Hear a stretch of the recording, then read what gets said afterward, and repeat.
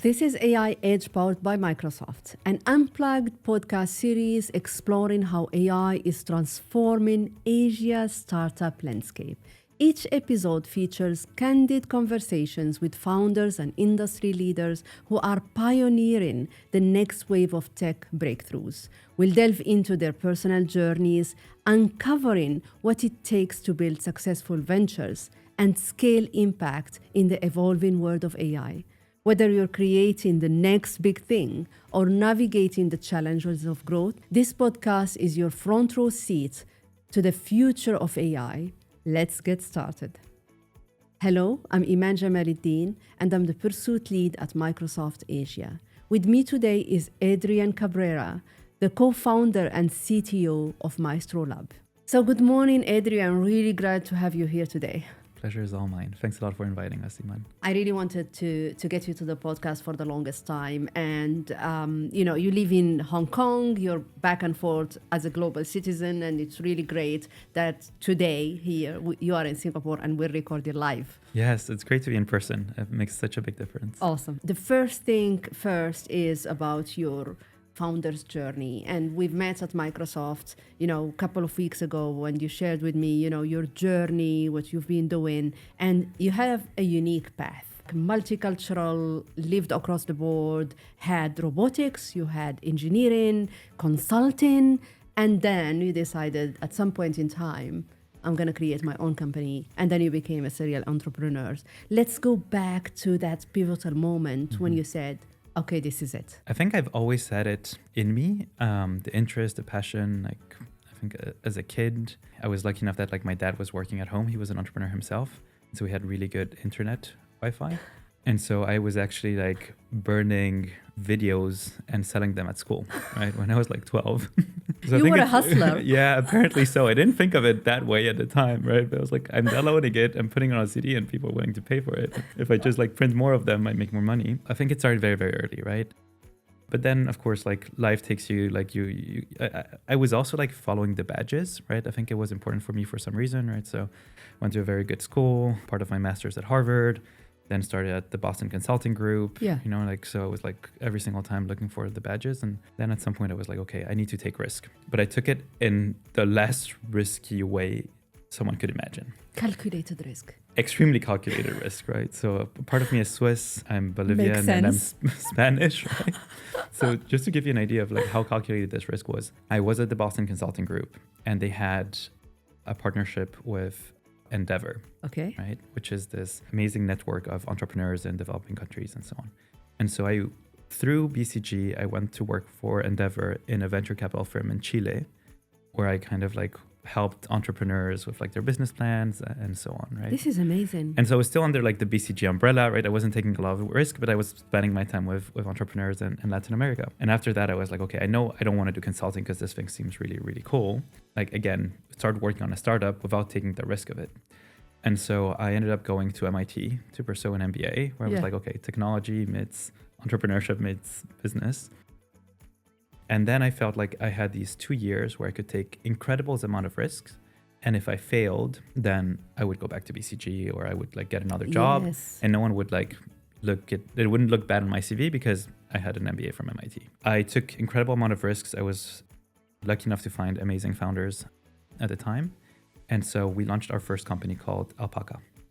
And Alpaca, in a nutshell, was very simple. What we did is we noticed that people were looking for apartments on Facebook rather than going to the large websites and old websites that people are used to, right? And so we just followed the trend, right? It's hey, people are there. How can we make it a better experience? And so we built a lot of AI around Facebook groups, helping with the spamming, the moderations. There was a lot of scams and so on. And so then these groups grew incredibly quickly. So to the point where we had over 13 million users in just a few years. And we spent $0 in marketing, which I'm super proud of. Because that's the hardest thing for startups, right? How do you get traction? But still it's cool. And in our first year, everyone goes and do internships at Goldman Sachs, at Microsoft, at all these cool places. And they host really nice dinners and so on. And was just like working on my computer and like having calls with my founders. And were they also from the same school? Or? No. So some of them were ex-BCG, some of them I had met like in undergrad. Amazing. But I think like overall, and this is like a repeating factor for my second startup, is you'll meet amazing people throughout your life, right?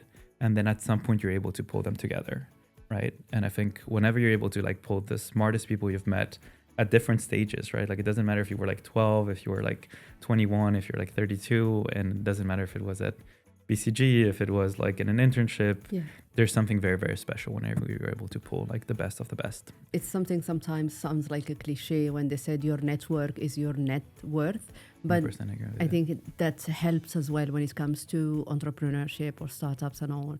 So that really just aligns with our thinking. I would not be able to do it. And I would say like the network is, it can be help in terms of like, oh, let me join the team. Yeah. It can be like, let me introduce you to my company, right? Like we might be interested in buying from you. Or it can be like, hey, here goes $10,000.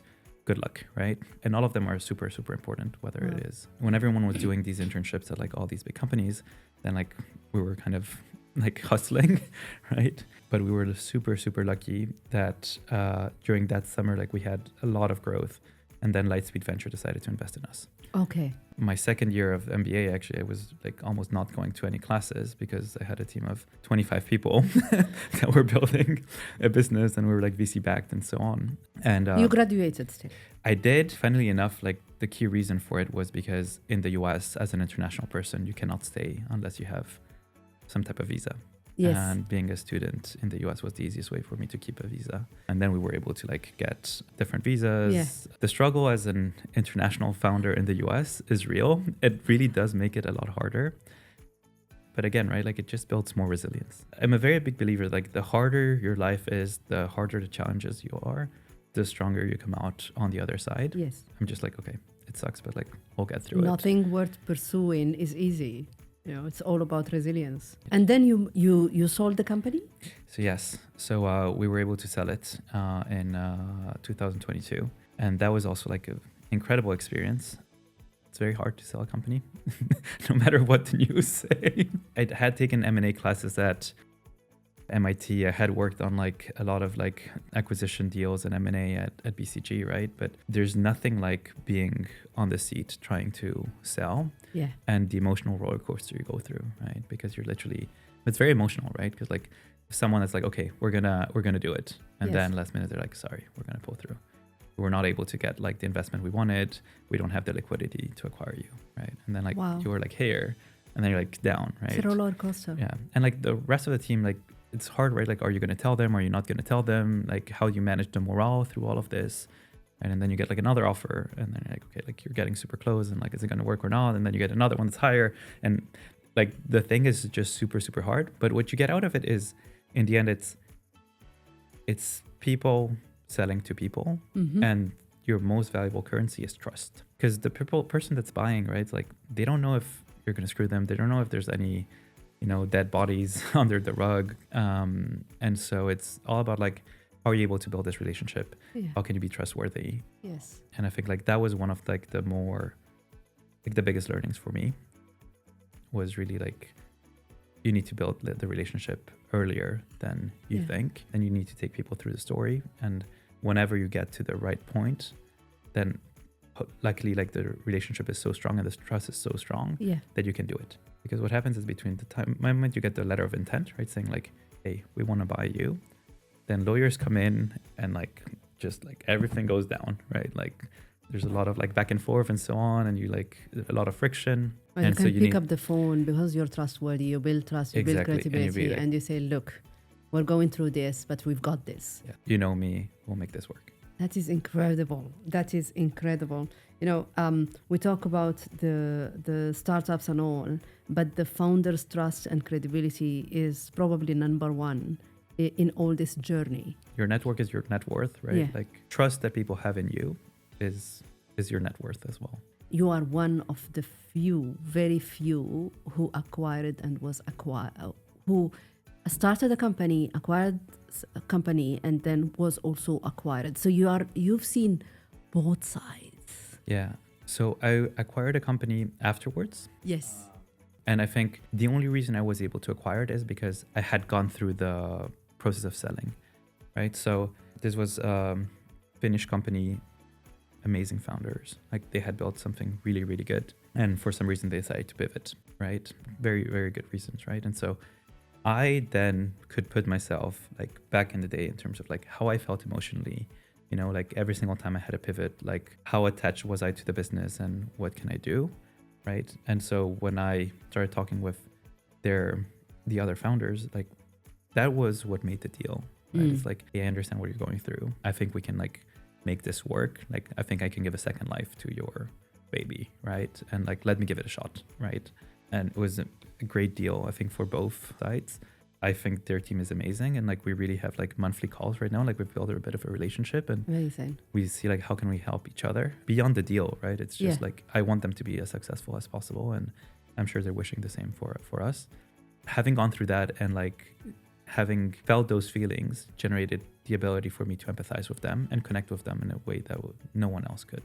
Like there's always a financial aspect to it, but the non-financial aspect to a deal is incredibly important.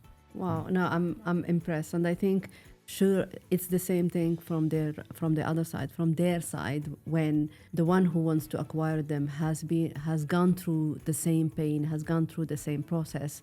It makes it easier for them to connect with you, to trust you again, going back to trust. That's incredible. Tell me a little bit more about the current company. It's funny because like after my first startup, I thought I was never going to do startups. You're done. Again. Like, yes, you're done. I was like, I'm going to go into corporate.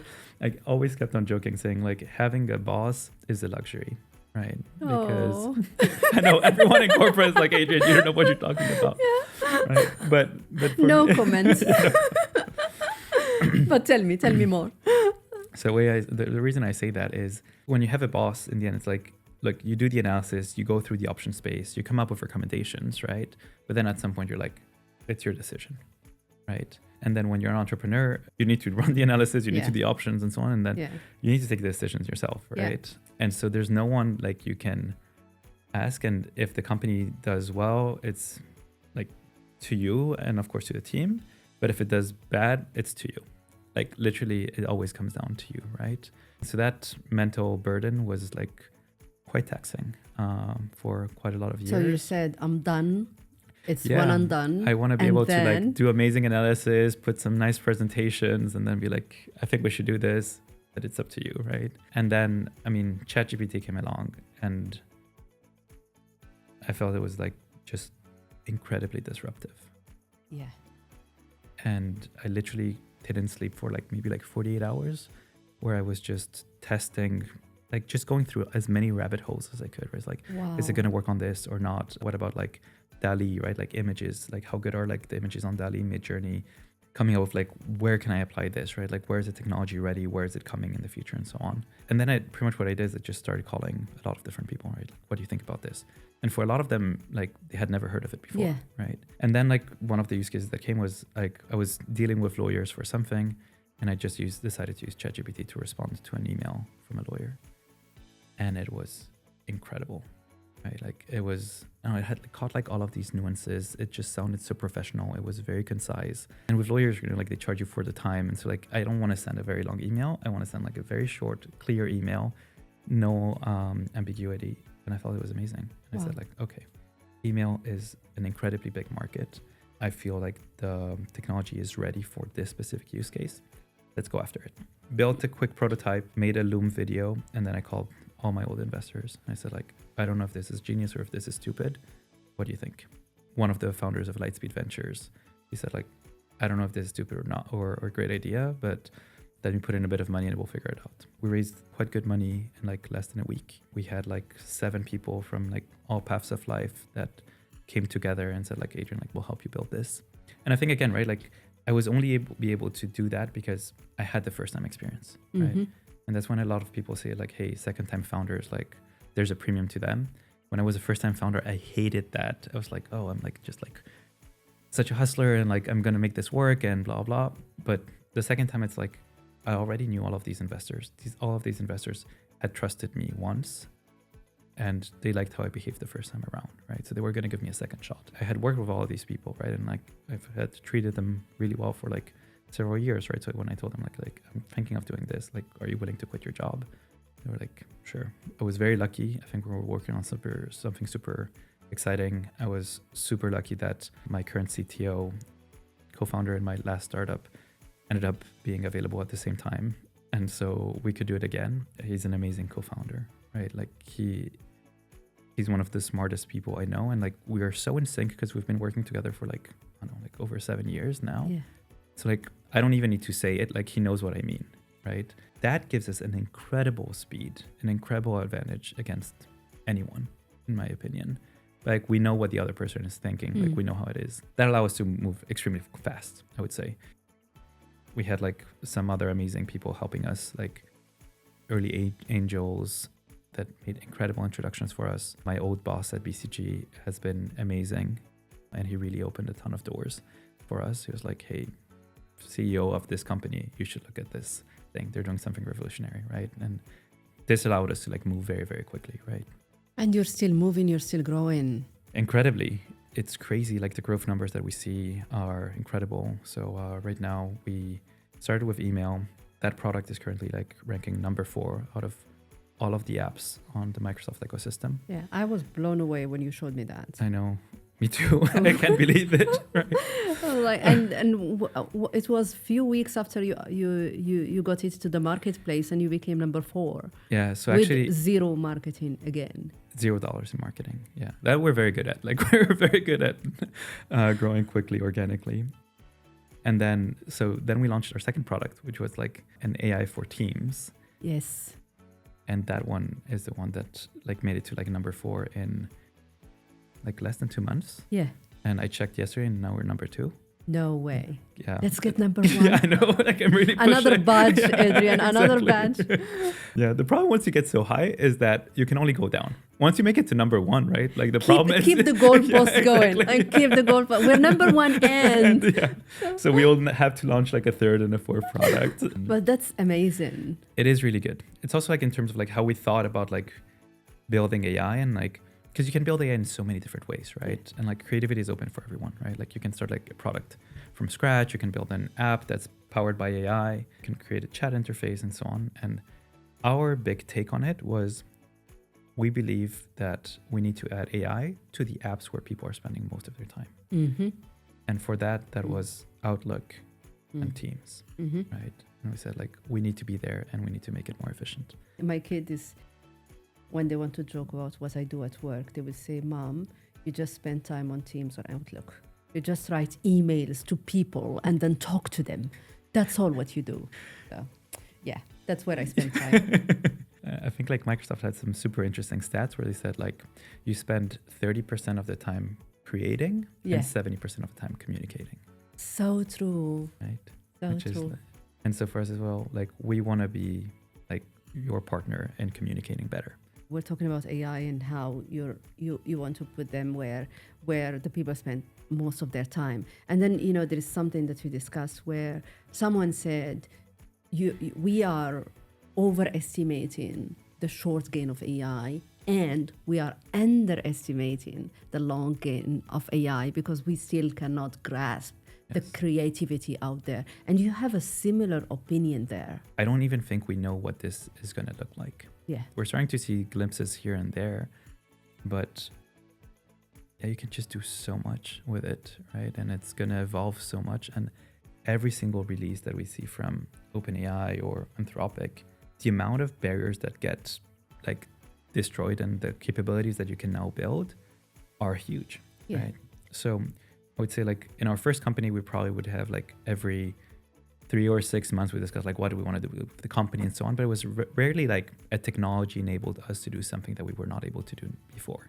Now I would say like we're having that discussion probably every like 2 to 3 weeks with my CTO, just like this came up, like what should we do, right? Like should we completely rethink what we're doing or are we still in the right place? And those existential type of like conversations I think are just happening all the time. Yeah. And I would say like that's one of the key reasons why I feel having small teams gives us an advantage, right? Because steering a huge boat, right, is so slow, right? And like a new technology comes and like, okay, now we need to like create the deck and like socialize it, and okay, we're gonna get all of these people in the room like a month from now, and like then we're gonna discuss it, and like then we're gonna have a follow-up, and you have all of these things that take like 3 months. But like by then there's been like 2 other innovations, and we literally do it like over 24 hours. We think like this is gonna be like very big, like we need to like launch it. We constantly discuss like we don't want to have a big team, right? And it's funny because very often when we talk to clients or to other people, they want to try to measure success with like the size of your team. Yes. Right. So they're like, how big is your team? Right. And I'm like, much smaller than you think. And you know, the cool side of it as well is that you're keeping your team small for agility and adaptability and all. And because you're keeping it small, the creativity of how to leverage AI in-house for you, you know, eat your own dog food. How are you optimizing productivity? How are you optimizing everything else? Because you're laser focused that I don't want to bloat the team. So how can I get the team 10x better using tools and AI to do so? It's really impressive because, you know, sometimes in corporate you get folks who, you know, took the size of the team as a size of leadership. Like growing the empire is a word that we could say, but it's the other way around. How can you stay small, nimble, and still, you know, a powerful team who delivers? I very much agree. I don't think there is any correlation. And I mean, there's all like this talk of there's going to be the one person, $1 billion company, right? I think one person is very hard, in my opinion.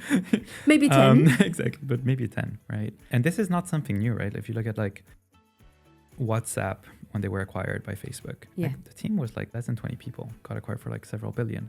Same thing with Instagram, right? It was like 25 people, right? So there's definitely something there when you have very few people.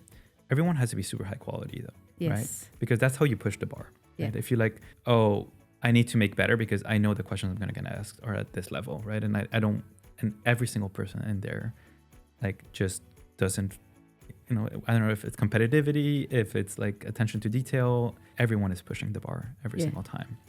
And you can afford that when you're a very small team. And you can't afford average or mediocrity because you're laser focused. So you need to get the elite A game team players. There's no room of having one who's average, because that one average is what, 10% of your workforce. You know, it's massive. Everyone has a needs to be at their A game. And that's actually a very interesting point, right? Because like, so we actually end up letting people go quite often because of that, right? Because like we'll try someone new and it doesn't work out, and like 4 months later they're out, right? And so at the beginning, like I was very afraid of like team morale, right? Because they'd be like seeing all of these people coming and going, right? And where they would feel like, oh God, like am I gonna lose my job at any point in time? Exactly, right? But I think the thing that we keep on like mentioning to them is, look, first of all, it's never gonna come as a surprise, right? If things are not going well, like I will be the first one to tell you, and like we'll give time for you to focus, and like we'll be clear in terms of like what is it that you need to do. So you don't need to be scared about your job security at any point in time. And second is, look, if you're still around for a while, it means you're really, really good, right? And so it's kind of more of a badge of honor rather than thinking like, oh, this company, like and they don't know who they're hiring. And so I think it will not come as a surprise for them as well when someone is leaving, because they would feel the performance gap. So if you go and say, John is leaving us, he was not part of the A game. So it also, interestingly, it doesn't come as a surprise. They'll understand the decision, right? It's always hard, right? Like it's also hard for me because like you build a relationship with these people and they're super nice people. And some of them are brilliant. They're just not the right fit for us. So what I find that is they're great. It's just that they need a different home to perform in their superpower. That's right. The current home may not be the right home for them. That's right. Everyone has a superpower, and just find the right home for you. You know, there are so many people who think that AI may hinder the workforce, may, you know, replace some jobs, may, you know, the younger generation may face challenges getting to the workforce with AI. You know, I'm naturally an optimistic person. I feel that AI will empower the future and the younger generation. What's your take about this conversation? I'm not a very big believer in terms of like, there's people are going to be unemployed, in my opinion, right? Because I think it's like just allowing us to do so many new things that people are going to be repurposed for other things, right? The way that I think about our company, it's just like we're so much more productive. My old company, we were 40 people, we were like managing like one product. Now we have like our development team is like 4 people, right? Wow. And they're managing 2 world-class products, right? Like ranking number 2 and number 4, right? And it's just because AI is allowing them to free up so much time that they can just do more, right? So I think it's going to come back to like a bit more, you just need to think bigger, because you can now do more things than you were able to do that, right? So you can just push your targets and get there. I think the second thing is we need to be a bit more thoughtful on like how do we onboard newer generations into the workforce. I think they bring incredible creativity. They're native to it, right? Yes. Like they use it so much more than what we are using it, and we feel we're using it a lot, right? And I think like they just play a different role than they were doing before, right? Like I don't need someone junior to do data cleaning anymore, right? Like we can use AI for that. Like I don't need someone to like polish slides and formatting and that. Like we have AI for that. But now they really are adding a lot more value, right? So like you're treating them as much more senior people from day one, and you kind of like need to help them bridge that, you know, like the first few years that we all had doing very, you know, like repetitive tasks and building up our skills, you know, like you need to help them like cross that much faster. So yeah, I think like mentorship is more important than ever today. The advantage is because we're doing less time doing work, we can spend more time being people, helping other people. I love it. And you know, the creativity stays, the empathy stays, understanding the customer side, you know, getting into things that as a human, we that's our superpower. And that's also what the Gen Z brings to the table.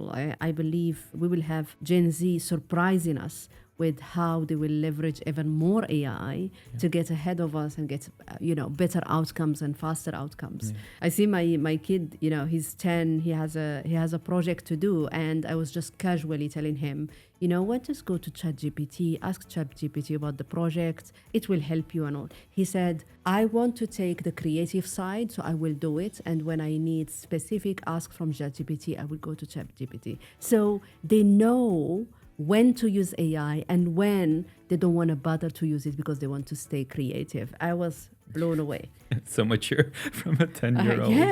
Yes. And then I asked him the old school thing. I said, okay, take a pen, take a book and write what you want to do. And then when you have a specific question for ChatGPT, then ask ChatGPT. So I feel that the younger generation will be coexisting with AI and deciding what to do with it. Yes. I don't think this is a social media situation where there is addiction of social media, blah, blah, blah. I think I want to use AI here, so I will. I want to do this by myself, so I will. And I will combine both, and I will have a aggregated impact. So it's really good to see. No, I agree. And I'm very happy to hear that the younger generation is thinking about it that way. Because I worry a lot about it. I don't know how you think about like your kids' future. I have a 2-year-old, and I have no idea what the world is going to look like by the time that they need to go to university. I believe that the human species are adaptable. We've been here, thousands and hundreds of thousands of years.